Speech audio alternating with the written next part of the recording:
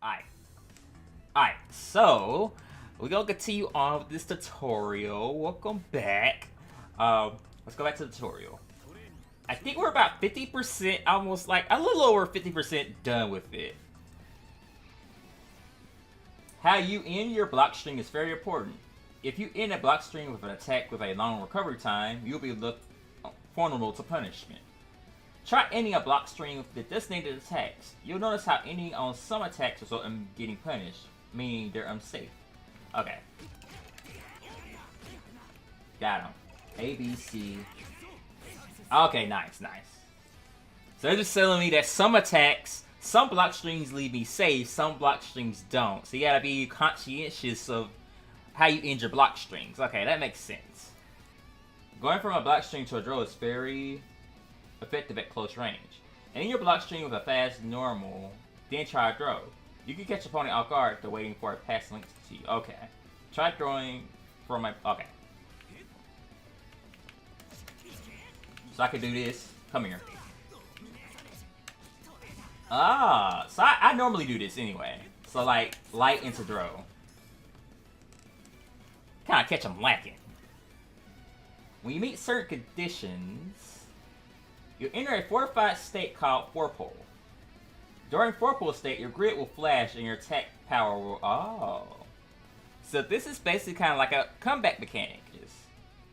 If you want to enter Forepole state, you need to keep your grid gauge fuller than your opponent's for about 14 seconds. Walking forward, landing attacks, and blocking attacks will make your grid gauge increase. Try... Oh, okay. Okay, that's fun. So basically being on the offensive, not getting opened up by your opponent, that will make your grid gauge go up in your favor. In order for you to enter your Forepole state, your grid gauge must be fuller than your opponent's when the TS gauge completes a full cycle. Even if you build up your grid gauge, you won't enter Forepole if it isn't more full than your opponent's when the TS gauge completes its cycle. Oh, okay. So in order for me to get Forepole, my shit has to be fuller than his when this little circle gets to the end. That is so... You would pay attention to that in a match, I feel like. I feel like that's just something you gotta keep up. I feel like you wouldn't really, like, notice that in a match, really. You would really just prioritize just offense, being on the offensive of your opponent. Naturally, you'll have more grid gauge than them if you're on the offensive. You're not getting opened up and you're not getting fucked up. So, naturally, it will go in your favor. You don't have to really pay attention to it. Just be on the offensive. During Forepole, rapidly press D twice to trigger a chain shift. Chain shift will significantly increase your EX, basically my super meter. This is very important, so always try to use it during Forepole. Okay. Rapidly press D twice. We sometimes use CS as short. Okay. Chain shift spins your grid gauge to fill your EX gauge. 1 diamond from your grid gauge will give you 20... Oh, okay. There's a lot of moving parts of this game. There is a lot of moving parts of this game. It's kind of interesting. Oh, so... Let's say I need... Okay, that's interesting. Let's say I got grid gauge. And I want to take some of my grid gauge and put it in my super meter. That makes my super meter go up. Okay, so that's what they do during tournaments. I always wondered what that was. If you push ABC with 100% or more EXS, you'll consume your entire EX gauge in a powerful state called failed off. This failed off state boosts your attack power and other attributes. Okay, AB plus C. Okay, so I have a shortcut for it. Nice. When you jump without doing anything in midair, you perform a low attack upon landing. That's called an empty jump low. Oh, okay. This tutorial is really good. I'm actually learning things that I hear a lot on, like, commentary. Okay, forward jump. Yeah.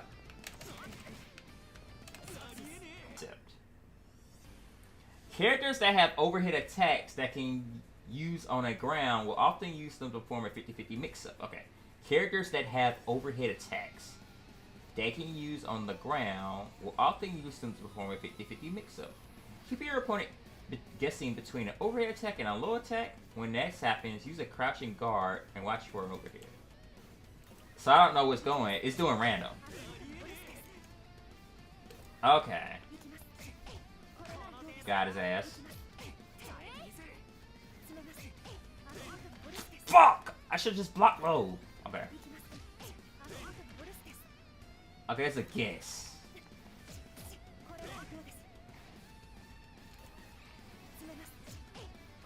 Got his ass. Nice, nice. Overheads are very telegraphed, so I think I'm overthinking it. When you deal counter hit damage to your opponent that tries to interrupt your block stream, that's called a frame. Wait. This is important because I've always struggled with understanding what a frame trap is. When you deal counter hit damage to an opponent that tries to interrupt your block stream, that's called a frame trap. Frame traps are effective against opponents who consistently try to mash out of your block stream resets. Okay, so basically, if I'm on the offensive and they try to interrupt my offensive and I counter hit them, that's what a frame trap is. So basically, if I'm beating their ass and they try to throw a punch back and then I hit them while it starts up, that's a frame. Okay. There we go. He tried to attack me while I was still... Okay, I get what it is. Okay, Sime lets you keep up your offensive pressure without giving your opponent any chance to retaliate after being knocked down. Okay, cool. Cool. Okay, so basically you're attacking them as they get up. That makes sense. Okay, I got his ass. Okay. Yo, nice! We do those. Using dash guard, you can approach your opponent without taking damage, even if they're spamming projectiles for a long distance. What the fuck was that? That shit was up 1 nanosecond. Nigga, what? What? Hold on. Okay, I get it. I'm learning. I'm adapting.